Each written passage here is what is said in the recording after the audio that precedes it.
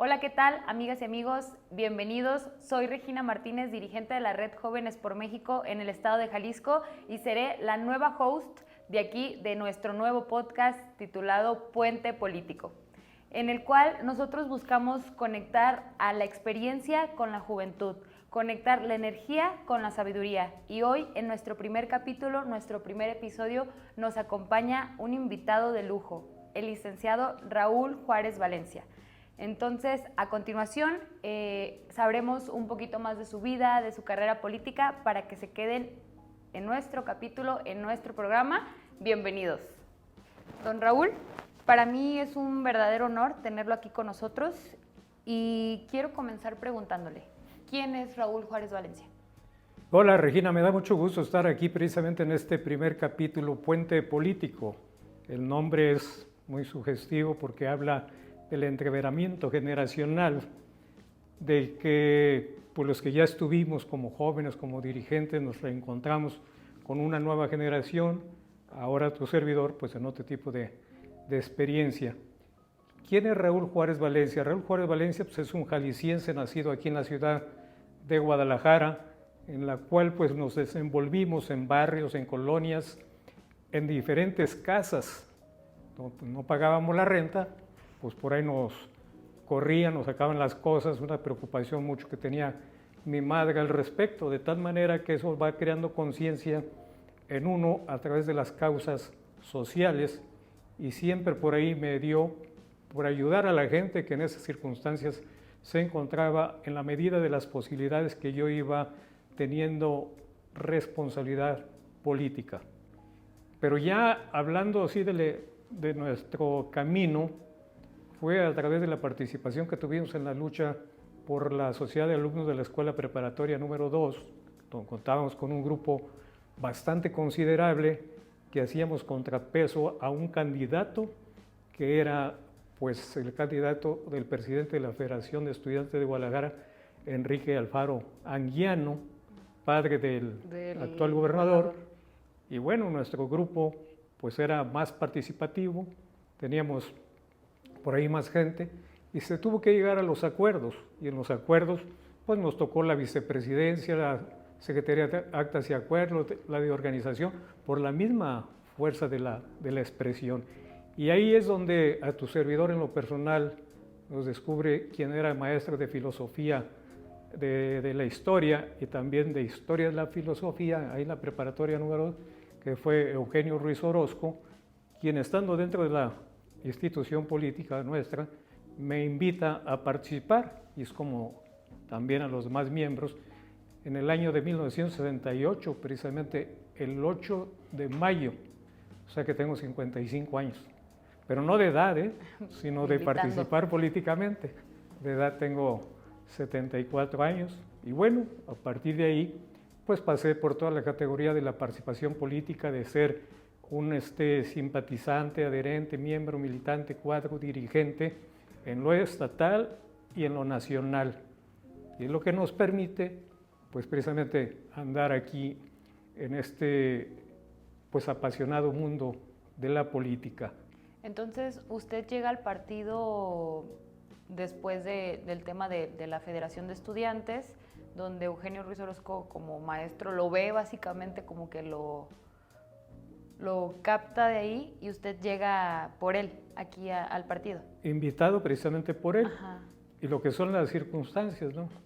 Él llega a ser pues regidor, diputado local, senador de la República, secretario general de gobierno, candidato a gobernador, y tu servidor, detrás de él, pues también fui diputado local, regidor, y luego también él fue presidente del PRI, también fui presidente del PRI, y nos encontramos los dos como senadores de la República.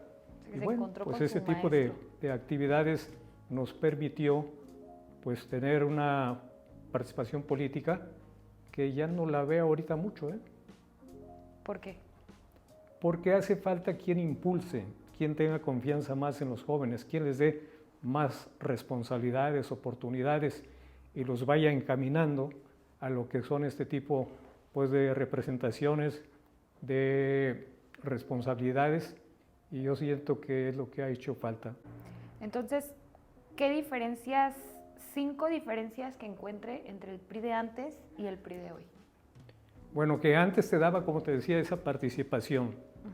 Te veían con un sentido de responsabilidad y la encomienda era algún proceso de cambio de dirigencia o también representar al comité directivo estatal en algún informe de gobierno y eso te daba una personalidad.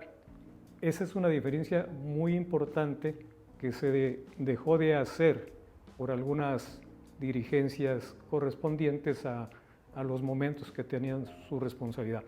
¿Qué es lo que hace más falta en OTF? Preparar más a los jóvenes, darles más capacitación, que sea más permanente en las escuelas de cuadro, de capacitación política, porque yo veo que sí hay mucho interés en algunos, pero hay que encuadrarlos, encauzarlos para que tengan pues esa vibra, que la transmitan de poder llegar a ser pues algunos dirigentes o representantes en las cámaras, en los cabildos. Y otra es de que no exista un revanchismo entre los mismos jóvenes, porque anteriormente todos nos dábamos la mano y ahora como que esa lucha entre los mismos jóvenes pues pueden también afectar lo que viene siendo su participación política y a la propia institución si hablamos de lo que corresponde a la organización juvenil. Perfecto. Cuenta que fue diputado y que tuvo cargos de la elección popular. ¿A los cuántos años tenía usted cuando fue su primer cargo? 25 años. Fui de los más jóvenes en el Congreso del Estado. Pero como dirigente juvenil, fui dirigente juvenil en el Estado y fui el último, se llamaba Dirección Estatal Juvenil. Fui el último director estatal juvenil y buscamos entonces que nuestra organización fuera más autónoma y se crea el Movimiento Nacional de la Juventud Revolucionaria, porque anteriormente dependíamos de lo que venía siendo las cuestiones verticales, horizontales, y al lograr la autonomía en el movimiento de la juventud, bueno, pues ya nuestra selección de participación, pues era más directa, no era tanto que recibiéramos un dedazo para que dijera, este va a ser o aquel, no, sino se buscaba lo que era la participación de ellos a través de las convocatorias y nosotros íbamos y motivábamos a los jóvenes. Eran elecciones, de verdad. ¿Perdón? Todo se jugaba con elecciones. Con elección, o sea, yo todos los cargos que he tenido han sido por elección. ¿Ninguna vez ha sido plurinominal? No me gusta. ¿Cómo? ¿Por qué? Porque no te legitima mucho desde el punto de vista participativo. O sea, cuando llegué a ser presidente del Comité Municipal del PRI Guadalajara, hubo contendiente contrario. En el PRI estatal hubo contendiente también para la dirigencia estatal y para los cargos de elección, bueno, pues fueron también uninominales, que fue regidor, diputado local, federal y la senaduría. Me parece que usted fue suplente sobre la senaduría y el titular fallece. ¿Cuál fue su reacción? ¿Qué pensó en el momento en el que le avisan que el titular falleció? O sea, yo pienso que igual por una parte dices, qué triste, pero por otra no se puso como dijo, ay. Mira, esta pregunta es muy importante e interesante porque hay una anécdota, casi nunca la he contado por los propios misterios que tiene la política. Tu servidor era presidente del comité directivo estatal y por ahí se entrampó algunas determinaciones que venían de la Ciudad de México. Era diputado federal y el presidente del Comité Ejecutivo Nacional, amigo mío, Fernando Ortiz Arana, me dice, no te muevas porque te voy a dar a conocer las fórmulas para la senaduría. No, pues al pendiente. Entonces me dice, apúntale, primera fórmula es Jesús González Gortázar, suplente Raúl Juárez Valencia. Segunda fórmula, Francisco Ruiz Guerrero y Margarita Gómez Juárez, suplente. ¿Sí? Pero luego resulta que Francisco Ruiz Guerrero no quiso ser candidato. Entonces, por allá en la Ciudad de México, como era una posición que le correspondía a la CTM, tenía que decidir la CTM de quién era. Y estábamos a unos minutos para poder llevar a cabo el registro. Y me dice Ortiz Arana, no te muevas porque te voy a decir, están aquí decidiendo quién va a ser. Y luego dije, no, pues que Jesús no es regalado. Yo a la espera. Suplente no se movía. Estaba Margarita Gómez Juárez. Otra determinación. Había un teléfono, aquí mismo en ese edificio, era una red, que a través de la red, pues es como nos entendíamos, nacional y estatal. Dice, pues mete a quien tengas que meter para la determinación que se va a dar y estén de acuerdo. Acuérdate que es hasta las 6 de la tarde lo que viene siendo el registro. Y luego me dice, ahí te va. Segunda fórmula, Eugenio Ruiz Orozco y Margarita Gómez Juárez. Tú no te muevas, como estás, así quédate. No, pues yo así me quedé.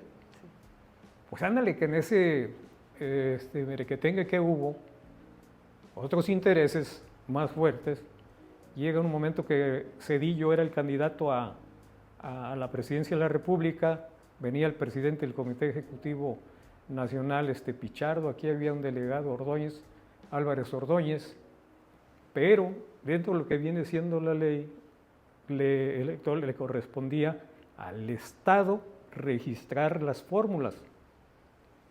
Y las fórmulas se registran así como te dije, y México las quería cambiar.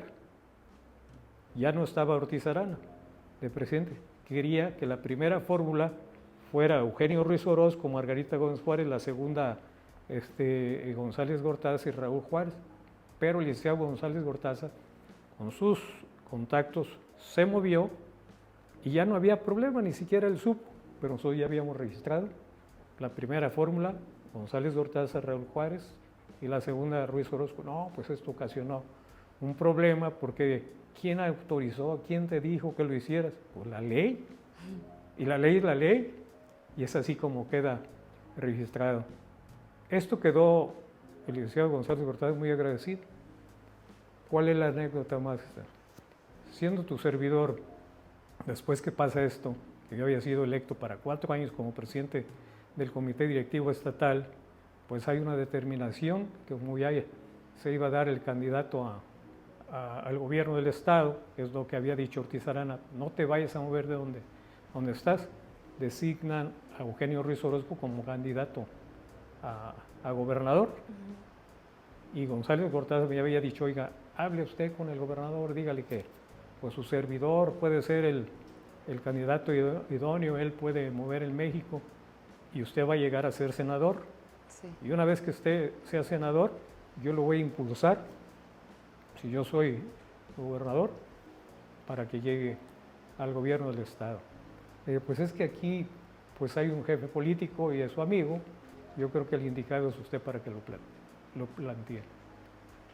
Así quedó, no se dio lo que se deseaba de que él fuera el candidato y al poco tiempo, digo, yo siendo subsecretario, un día un amigo de los charros de a caballo me dice, oye, fíjate que hay una noticia, el licenciado Jesús González Gortázar ha muerto en la Ciudad de México. Esa es la mala, y la buena pues es que tú vas a ser senador. Entonces hay un impacto emocional, porque yo jamás esperaba que muriera para poder. Sí esperaba, como él me lo decía, que llegara a un cargo administrativo, se mencionaba mucho. Y entonces, como habíamos platicado, había bastantes pues encuentros que nos relacionaban, ahí sí, de que llegara él a algún cargo y llegar, valga la verdad, tu servidor. Una emoción muy grande, pero senador viene de senectud, de una experiencia, bueno, pues, tu servidor ya había sido regidor, diputado local, federal, no me sentía novato para llegar al Senado. Cuando llego al Senado, estaba Ortiz Arana como líder y de una manera que también nos habíamos identificado, me nombra el Pleno secretario de la Cámara de Senadores, una cuestión muy significativa, porque ahí me encontré también a muchos amigos que yo los había ayudado, como el caso del licenciado José Luis Lamadrid Sauza, que fue candidato a diputado federal por Autlán, y un grupo de amigos, siendo nosotros dirigentes juveniles, le ayudamos para que fuera diputado, y me lo encuentro también como compañero senador. Son bonitas experiencias. Sí, claro. Y ahorita que comenta el tema del candidato Eugenio Ruiz Orozco, para ustedes, ¿cómo fue vivir? Me parece que él es el primero que pierde el priismo aquí en Jalisco. La gubernatura. La gubernatura, ajá. ¿Qué fue para ustedes, o sea, saber que él, cómo se vivió, vaya, que el perder el Estado? Cuando yo salgo de la dirigencia, entra González Pimienta.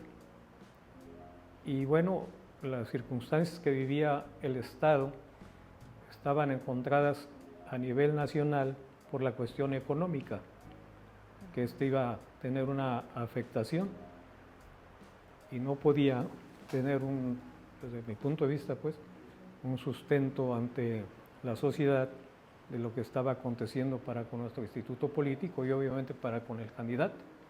Mas, sin embargo, él se sintió pues agraviado. Yo ya estaba como subsecretario de gobierno y tenía una información fidedigna de lo que estaba aconteciendo en la entidad, igual como en otras partes del país, y veíamos que iba a haber una afectación en cuanto a lo que eran los resultados electorales. Él se sintió por ahí traicionado por la dirigencia nacional, estatal y del propio candidato a la presidencia de la República, que era Zedillo. Pero pues nosotros encauzamos las cosas para que en una contienda saliera adelante. ¿Y no hubo ninguna traición realmente? Pues solamente la sabrá en un momento de buena fuente, pero desde mi punto de vista y con la información que yo tenía, las circunstancias se estaban dando no favorables para con nuestro partido. Sí, y claro, además una cosa que no ayudó bastante, pues podrá tener otra visión. Sí. En un momento dado, si hubiese alguna confrontación de rostro a rostro de él para con tu servidor o de tu servidor con él, en ese tema saldrían más cosas, pero lo que cuenta mucho, no nada más que sea un candidato, en este caso al gobierno de Estado, necesita lo que viene siendo el soporte de candidatos a presidentes municipales, el perfil de los que integran la planilla, el perfil de los que integran las fórmulas para candidatos a diputados locales, todo eso cuenta.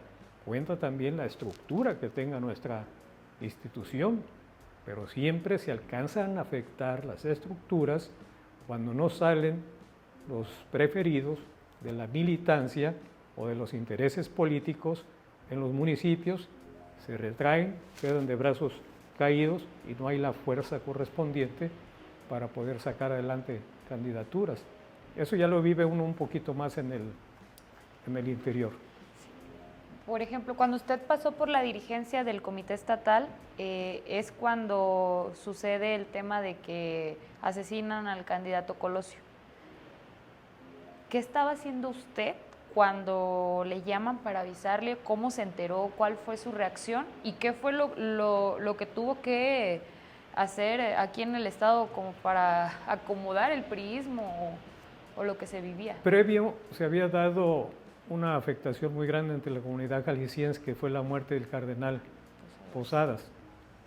ya en las investigaciones que quién había sido, que ya sabían, y bueno, pues la misma comunidad, la sociedad, pues tiene su afectación y ahí se empiezan otro tipo de rumores al respecto. Su servidor era presidente del comité directivo estatal, recibo la llamada de lo que había sucedido, una cosa increíble que esto se hubiera llevado a cabo, y bueno, tuvimos que operar ante los sectores de la sociedad y los sectores que integraban nuestra institución para tener una calma, una tranquilidad y no tuviera las afectaciones directas que se pueden establecer, como es en las cuestiones económicas, las bolsas. Sí. Vino el presidente de la República con el nuncio apostólico, platicaron, calmaron las aguas, que se iban a llevar a cabo las investigaciones. Por ahí se fueron dando ese tipo de cosas y era una de las responsabilidades que teníamos. A la pregunta que me haces, tu servidor era diputado federal y se estaba pasando la aprobación a una ley que hablaba precisamente acerca de la justicia. Y se empieza por una votación nominal. Álvarez, Quirós, afirmativo, y así sucesivamente se va dando. Y en eso se empieza a escuchar, como eso de las 5 de la tarde, que a Colosio en Tijuana le habían dado un palazo, de palo. Y luego, no, un balazo. Y entonces yo como responsable, lo primero que hice es trasladarme aquí a Guadalajara. El jefe político me dice, ¿dónde andas? Voy saliendo a Guadalajara. Anteriormente había vuelos así a cada 10 minutos y pues nosotros traíamos boletos para todo. Llegué rápidamente, suena la red y dan la noticia de que había fallecido Luis Donaldo Colosio. ¿Qué es lo que sucedió? Que inmediatamente se deja venir todos los medios masivos de comunicación, la radio y la televisión, medios escritos, que qué iba a pasar. Pues, bueno, pues, ¿qué va a pasar? Pues necesitamos primeramente que se investiguen, que quién lo va a suceder. Oiga, pues espérense tantito, pues apenas acaba de llevarse a cabo este hecho. Muchas condolencias de todos los partidos políticos, de dirigentes empresariales, y nosotros atentos.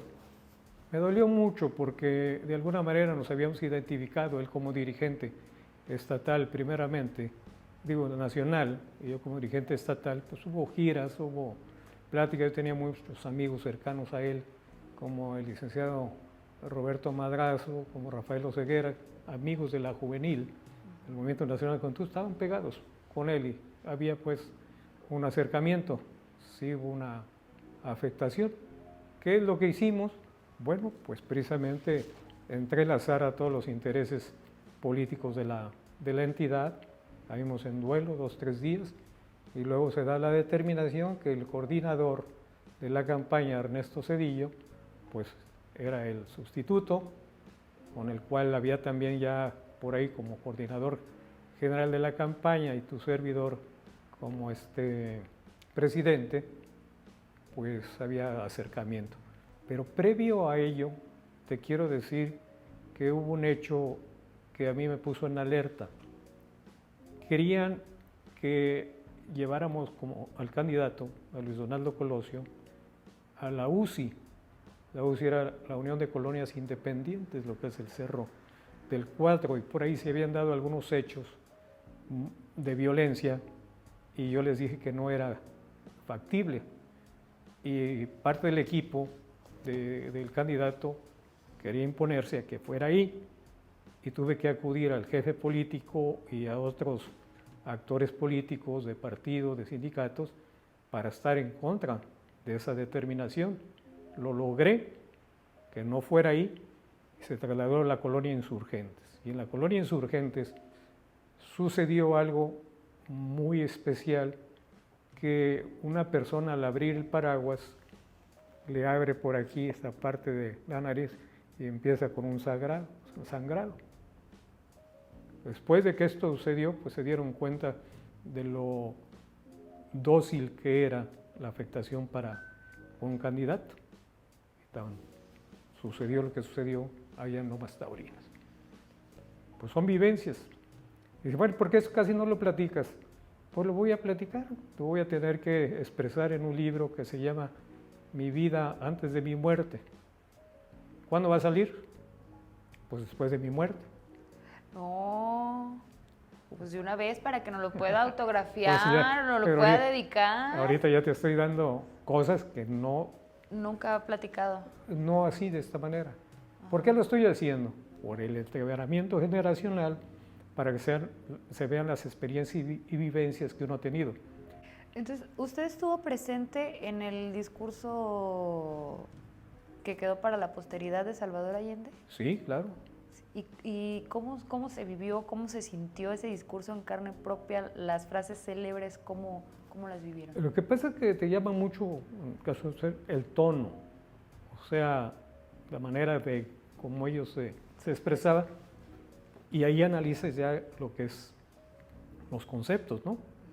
Y se te graba mucho, porque de alguna manera tu servidor había viajado bastante, por ejemplo, a Cuba, a la Unión Soviética, a Berlín, en el 10º Festival Mundial de la Juventud y los Estudiantes. Estuvimos en Berlín, Brno también, en Moscú, en Praga, y entiendes un poquito, saliéndote de aquí, pues qué es eso del socialismo, del comunismo, y ya los conceptos que se estaban virtiendo, pues te da a entender.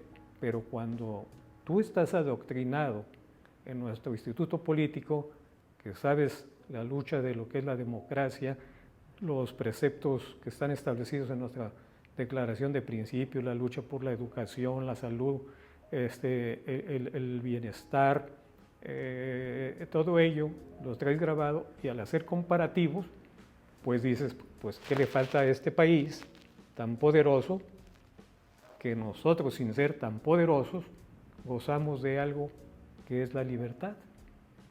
Allá no había la libertad, en este caso del discurso que veías que estaba encaminado al socialismo, y esa identificación, pues sí te alcanza a tener una definición, pero son hechos pues trascendentales, ¿verdad? Sí, claro. Que ahora sí, cada año se festeja lo que viene siendo ese suicidio. Me dicen que lo mataron, él se suicidó, Salvador Allende. Sí, ¿por qué? Porque precisamente sentía que estaba siendo afectada su gobierno, y en aquel entonces recuerdo que fue con un arma que Fidel Castro le había regalado.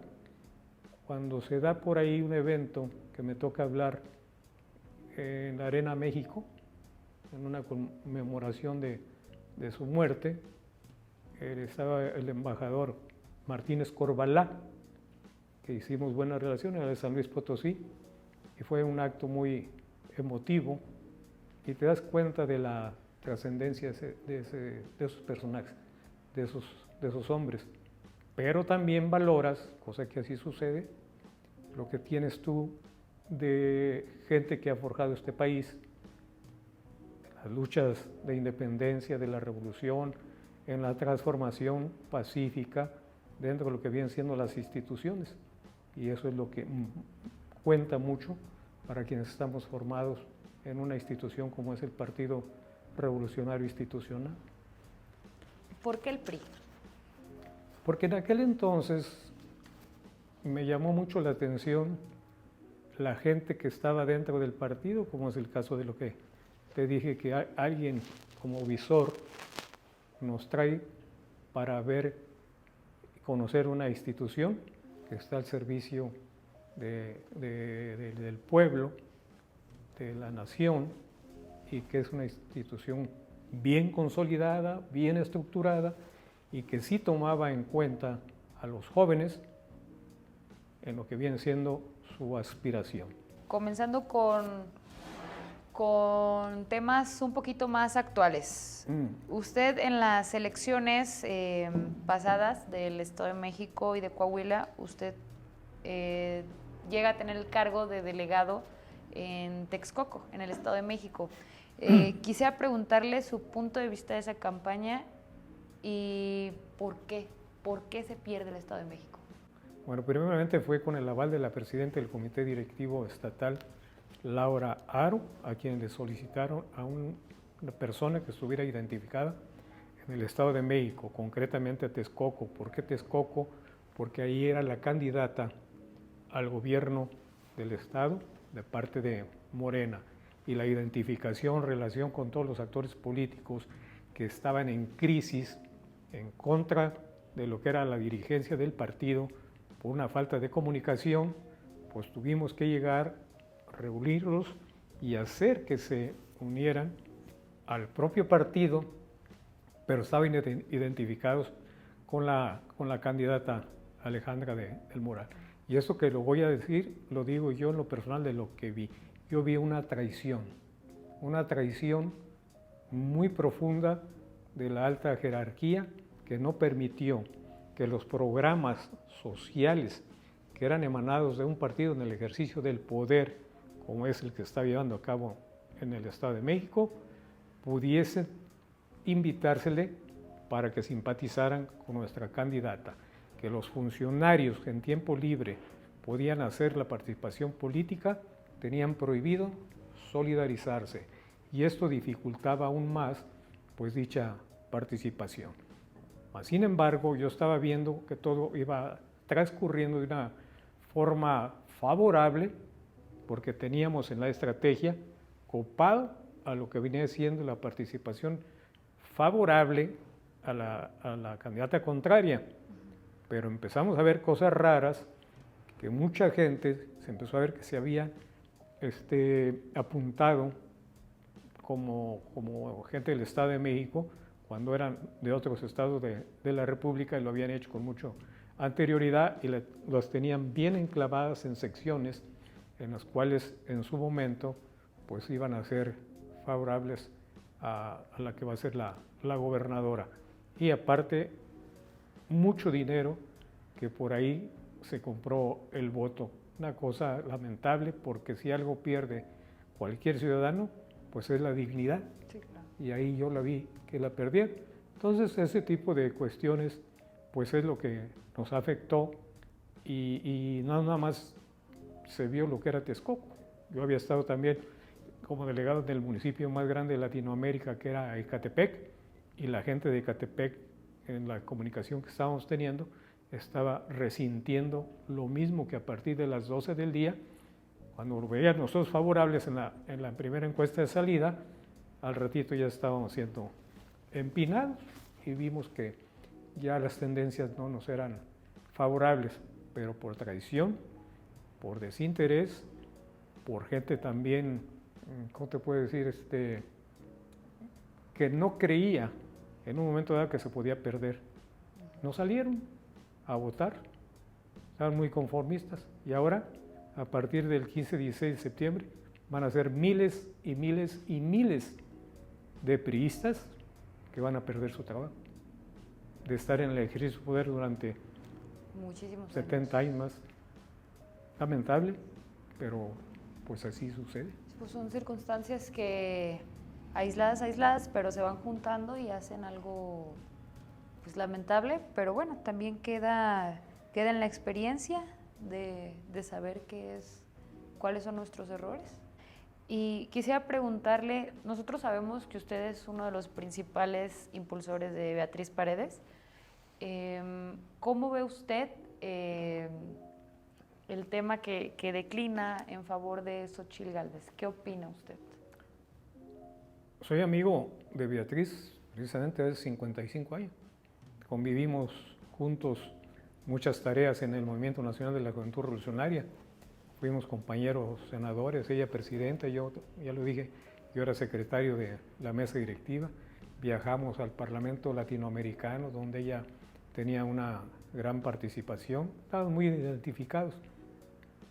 Cuando me pide que la ayude en este proceso, pues fui a varias partes de la República, que por ahí existían pues algunos tropezones, lo arreglamos, le fue muy bien en ellas, pero caso concreto, ella no es así tanto que haya declinado. Hay que reconocer que la encausan, ¿verdad? Cuando se dice que no le son favorables las encuestas. Pero como habían estado por ahí llevándose a cabo los entendimientos de que al Frente Amplio por México, saliera quien saliera, se iba a ayudar, bueno, pues hasta el momento de lo que yo he escuchado de ella, con una verdadera compostura política de altura, donde externa qué es lo que sucedió, yo te quiero decir que todas las participaciones en los foros los ganó ella. Sí, claro. Todos. Y eso habla de una gran preparación, de una gran dignidad, no nada más como mujer, sino como política, como una gente muy bien formada institucionalmente, que entonces en ese comportamiento, pues habla de la altura que tiene, muy difícil. ¿Cómo sintió usted cuando se comienza a formar la alianza, la coalición? Usted como político de la vieja guardia, que estaba acostumbrado a ver a los del PAN y a los del PRD del otro lado, ¿cómo para usted fue esa noticia, eso? ¿Cómo lo sintió?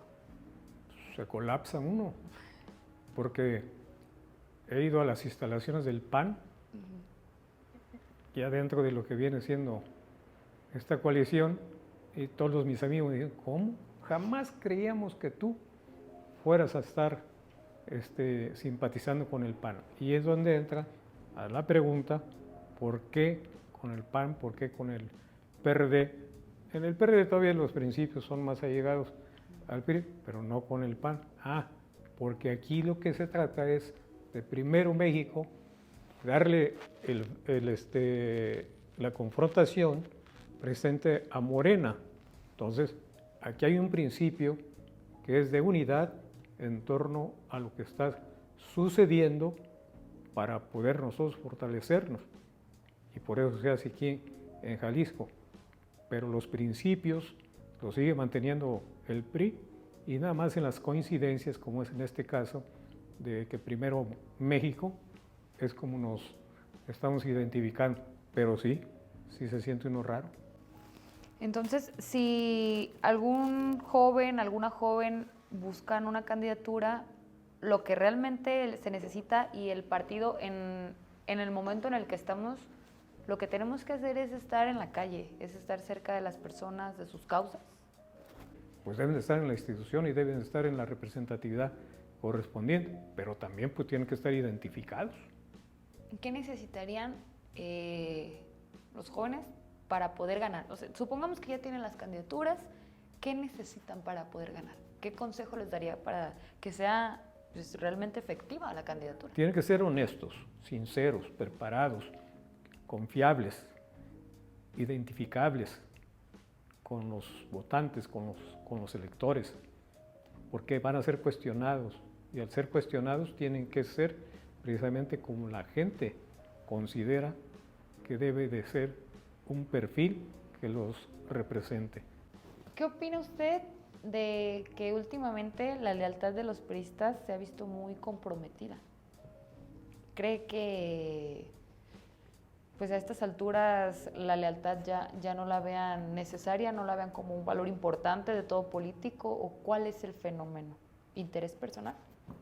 Bueno, es que se han perdido, como dijiste, han perdido los valores, y si no se tienen respeto a sí mismo, si no tienen lealtad para con ellos mismos, no tienen lealtad para la institución o no tienen la lealtad para un jefe político o alguien que los esté guiando, pues entonces se da pues ese tipo de traiciones que se le llama, las transfugas por intereses, por un cargo, por una dádiva, cuando muchos les dio, en este caso nuestro partido, que te puede dar bastantes nombres, nacional, estatal y municipal, sus casas, los estudios de sus hijos, sus viajes, fueron por medio de nuestra institución política.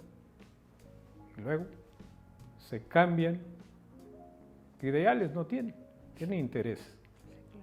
Y eso es una de las afectaciones grandes por la falta de una formación. ¿Usted participará en el siguiente proceso del 2024? ¿Ve a Raúl Juárez Valencia en las boletas? Platíquenos. Es una pregunta que me han hecho mucho, pero yo soy de la gente que quiere darle la oportunidad a la nueva generación. Mas, sin embargo, si la institución te dice, ayúdenos aquí, pues tengo que ayudar, porque aquí ya no es, ay, que yo fui general y que voy a andar de soldado, no. Como miembro del partido, bueno, pues si ahorita ando en la calle, bueno, ahorita estoy aquí contigo, pero Aquí, he andado y donde me han mandado, pues yo soy un agente de resultados, pero no me gustaría quitarle un puesto a alguien que lo merezca. Entonces, aquí hay quien manda es la presidenta, y ella es la que tiene las firmas correspondientes para que pueda decir, lo necesitamos aquí, esto lo necesitamos allá, necesitamos fortalecer aquí, necesitamos esto, o ahorita no lo necesitamos, bueno, no sé, son cuestiones de diálogo. Okay. Y yo siempre he estado abierto al diálogo. Pues, muchas gracias. Ahora vamos a empezar un poquito con preguntas más personales, ya dejando de lado quizá un tanto al personaje político, a la persona. Usted nos comentaba hace unos momentos que hace videos para YouTube, las pinceladas históricas. ¿Cómo fue que usted, decide utilizar una plataforma y por qué YouTube? Y ¿cómo es que usted dice, bueno, sería buena idea, alguien se lo comentó o usted le nació? ¿Cómo fue? Sí, me lo comentó mi conciencia. Estábamos en la pandemia en el 2020, dentro de la lectura, y dije, pues, de aquí soy. Empecé a practicar. Yo agarré mi teléfono, lo puse así, nomás le apachurré con el dedo y empecé a grabar. Pero ¿por qué le puse pincelada? Porque mentalmente sí, es como un pintor que empieza en el lienzo a estar plasmando lo que su mente está indicando, ¿sí? Igual acá, cuando empiezas a leer, empiezo a ver lo de la pandemia, endemia, cómo se va dando históricamente, y lo que hago es plasmarlo por ahí. Me desesperaba mucho porque no le entendía muy bien cómo subirlo, porque yo creía que era muy rápido, que era nomás así, ¿no? Pues tiene que reproducirse. Y luego se empiezan a tener por ahí comentarios, no se escucha, tiene que tener un micrófono. No, ¿de dónde agarro un micrófono? Me regalaron un micrófono. Y luego, es que está muy abajo, tiene que meterlo más al rostro. ¿No? Pues, ¿y cómo le hago? Me regalaron uno así grande y otro un pie. Sí. Y entonces empezamos con el botón. Pero yo hago todas las pinceladas, ahorita andan como en 600, todas las pinceladas que hago están sustentadas en vivencias, experiencias y en lectura. La historia luego te falla, te dan unos datos, entonces tienes que compaginarla. Y hay gente que te sigue y que se fija. Y he tenido muchas sorpresas, hay muchas reproducciones, bastantes reproducciones, y a mí me sorprende el porqué. No, pues la verdad, yo he visto, les confieso que he visto algunas, no las 600. ¿No las entiende? No las 600. Ah. No, imagínense. No, es que necesita agarrar la secuencia. Entonces, yo he visto algunas y de verdad que me parece pues extraordinario cómo usted nos comparte los conocimientos, porque eso es tal cual, es compartir un conocimiento y hacerlo digerible para la persona que lo estamos escuchando, y lo felicito mucho, de verdad que es un proyecto muy bueno y espero que que no lo deje de hacer. Y sobre el libro, espero que sí lo saque antes de su muerte, porque si no, ¿cómo no lo va a firmar? O déjeme ahí una hoja firmada aparte y ya nomás se la pongo. Bueno. ¿Qué es lo que más le apasiona en esta vida, además de la política? La vida. La vida misma. La vida es movimiento, es acción. El amor. Primero me gustas, luego te quiero, luego te amo y te conjunta y se da el uno, se hacen dos, vienen tres, vienen cuatro, te hace una familia en la cual convives y es la familia lo primero antes, en este caso, de la política. Y la familia lo que debe es de entenderte que si tienes la pasión por la política, es respaldarte, darte el respeto a tus tiempos correspondientes y aquí hay de todo. Y hay que llevar al hogar lo bueno y lo malo que dicen de ti. En este caso yo no sé qué malo digan de mí, ni qué bueno, pero yo me siento tranquilo conmigo mismo y son satisfacciones muy agradables para tu servidor. Yo ya, esta pregunta yo ya la sé, y yo pienso que todos los que convivimos a diario con usted, pero ¿cuál es su equipo de fútbol? Pues el Atlas. El Atlas. ¿Por qué? Porque desde muy temprana edad, un hermano que le iba ahí, que le iba al Atlas, me empezó a llevar al Estadio Martínez Sandoval y a identificar lo que piensan los colores y luego a los jugadores. El día que hice una pincelada de lo que significa el Atlas, todos los socios, los dueños y todo, ni siquiera la sabían, de cómo nace el Atlas, de por qué lo que significan los colores. Entonces quedaron así. Ahí donde estoy. Ajá, en el club. Oye, ¿tú cómo sabes tanto? Pues, que leer, pero es el Atlas. Mire. ¿Por qué dices que ya lo sabías? Porque todo el mundo lo sabemos, señor Raúl. Por las apuestas que hago con la presidenta. Y con todo el mundo. ¿Cuál es su municipio favorito de Jalisco? Bueno, la tierra donde nació mi madre, que es Jocotepec, y todo lo que viene siendo la Ribera de Chapala, viene siendo un conjunto. ¿Por qué? Porque desde la primera oportunidad política como promotor juvenil, que venía haciendo desde Islahuacar, de los Membrillos, Chapala, Jocotepec, Tuscueca, Tizapán, La Manzanilla, Concepción, eran de recorrerlos cada 8 días. Repito, lo único que te daban eran 50 pesos. Entonces le agarras un amor, en este caso lo que venía siendo la Ribera. Y posteriormente, cuando vas conociendo pues todos los municipios del estado, todos tienen sus características correspondientes. Guadalajara, te la conozco de pie a Guadalajara, la Ciudad de México. Pero por ahí, fíjate, una de las cosas que no mucha gente lo sabe. Cuando tu servidor deje de existir, he dado por ahí encomiendas a dónde deben de ir mis cenizas. No nos va a decir, ¿verdad? ¿O sí? Y entonces me dicen, ¿y cómo lo vamos a hacer? No sé. Por ahí deben de ir. ¿Por qué? Porque fue una de las ciudades más preciosas del mundo, que me impresionó tanto que no he dejado de ir. Me fascina. ¿A dónde? ¿O es secreto? No. ¿Tú cuál crees que puede ser? A ver. ¿Cuál es la ciudad del amor? ¿Cuál es la ciudad luz? No sé. ¿París? París. Y yo, ay, no sé.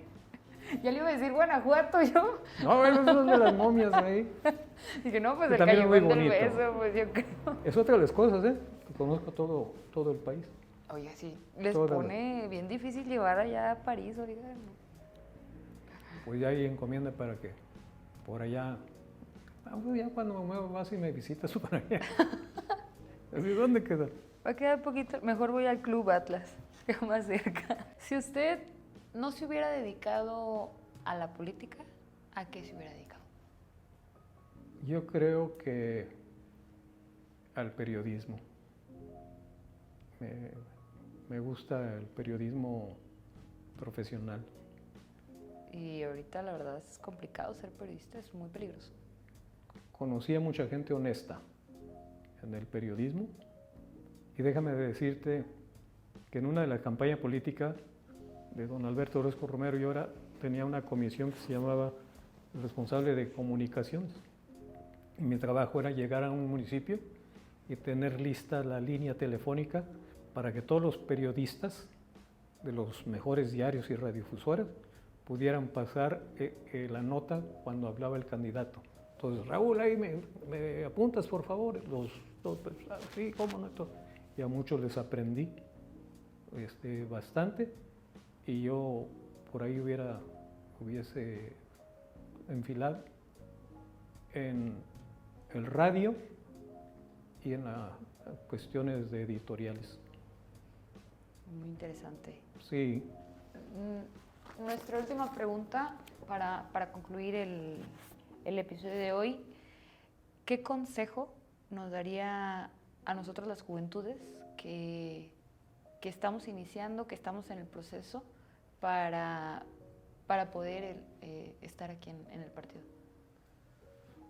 Disciplina, disciplina y disciplina para las tareas encomendadas en la actividad política. Honestidad, honestidad, honestidad consigo mismo y para con quien sirven, que viene siendo lealtad, lealtad y lealtad. Cuando una de estas cosas falla, se va a desquebrajar la figura de ese joven o de esa joven, como hombre o mujer, porque va a crear una desconfianza con quien lo rodea. A mí no me gustan mucho los sirimiques. ¿Sabes lo que es un sirimique? No, el que anda aquí, acá, acá. Cuando alguien llega y me pide un favor y le digo que con mucho gusto lo voy a hacer, si me doy cuenta que ya se lo pidió a uno o a dos más, le hablo y le digo, ¿sabes qué? No quiero afectar las gestiones que está haciendo fulano. Entonces, dedícate. Bueno, eso molesta y es donde ves que no hay una formación. Entonces, tienes que tener una verticalidad en tu propia conducta y sobre todo no simular. La simulación afecta en principio a terceros o a segundos, pero más daño va a ser la descalificación que le den al simulador. ¿Por qué? Porque creó una confianza en cuanto a una responsabilidad que no se cumplió. Entonces, eso es lo que yo puedo recomendarles. Sé leal consigo mismo y prepararse, estudiar mucho, de todo. Tienes que saber de pintura, tienes que saber de literatura, no basta nada más con tener algunas tareas políticas, tienes que ser de sociología, psicología, de una gama de factores que la misma sociedad los está viviendo. ¿Cuál es el problema número uno? Que muchos no le enfrentan, la inseguridad. Ese es un fenómeno que está gravemente afectando la mente de madres, de hermanos, de hijos, de vecinos, con todo lo que está sucediendo. Y es donde hay que estar preparado cómo lo vamos a afrontar políticamente y obviamente como ciudadano. Muchísimas gracias por sus consejos, por sus experiencias, por sus vivencias y así concluimos el día de hoy. Agradecerle a don Raúl por darse ese espacio en su agenda, por estar con nosotros, por acompañarnos y de verdad que es muy grato que usted sea quien inaugure este proyecto, Puente Político. De verdad nosotros las juventudes, estamos muy agradecidos de que estos espacios se puedan dar y no sé si quiera dar algunas palabras de despedida. Nada más decirte que yo estoy a tus órdenes, a las órdenes de todos ustedes cuando se requiera y hay que fortalecer más la participación de los jóvenes. No olviden suscribirse a nuestro canal de YouTube, activar la campanita para que les llegue la notificación. Estaremos cada semana subiendo un nuevo episodio. Pues bienvenidos. Yo soy Regina Martínez. Yo soy Raúl Juárez Valencia. Y juntos juntos somos Puente Puente Político.